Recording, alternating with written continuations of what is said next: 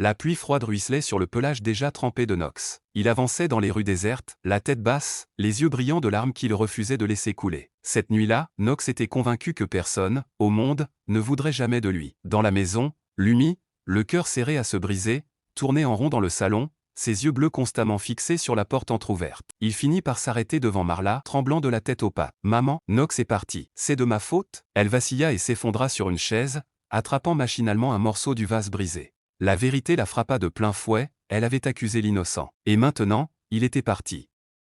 Pendant ce temps, Nox s'enfonçait dans des ruelles de plus en plus sombres et inconnues.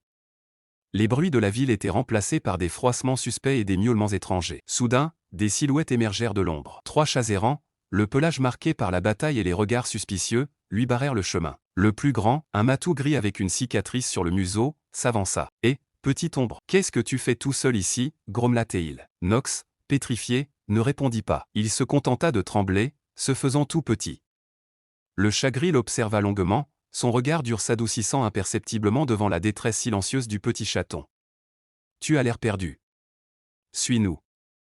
On te protégera, dit-il d'une voix moins rude. » Nox, n'ayant nulle part où aller, hésita un long moment avant de hocher faiblement la tête. Il les suivit jusqu'à une grange abandonnée, son dernier espoir. De retour à la maison, Lumi, incapable de rester sans agir, attrapa une petite lampe de poche et enfilait ses bottes de pluie avec une détermination farouche. « Je vais le retrouver. Même si je dois marcher toute la nuit, déclara-t-il, la voix étrangement ferme. Lumi, nous allons le retrouver ensemble. » Dans la grange, une fragile lueur de réconfort apparut pour Nox. Les chats errants lui avaient offert une vieille couverture et un petit chat au pelage terne lui tendit un morceau de pain. « Reste avec nous.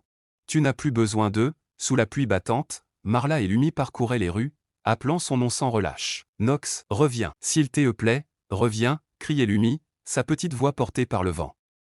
Dans le silence relatif de la grange, alors que les autres chats dormaient, Nox se leva. Il regarda par une fente du bois la pluie qui n'avait jamais cessé de tomber. Il jeta un dernier regard derrière lui, vers ceux qui lui avaient offert un refuge. Puis, poussant la porte, il sortit dans la nuit et la referma doucement derrière lui, retournant vers l'inconnu.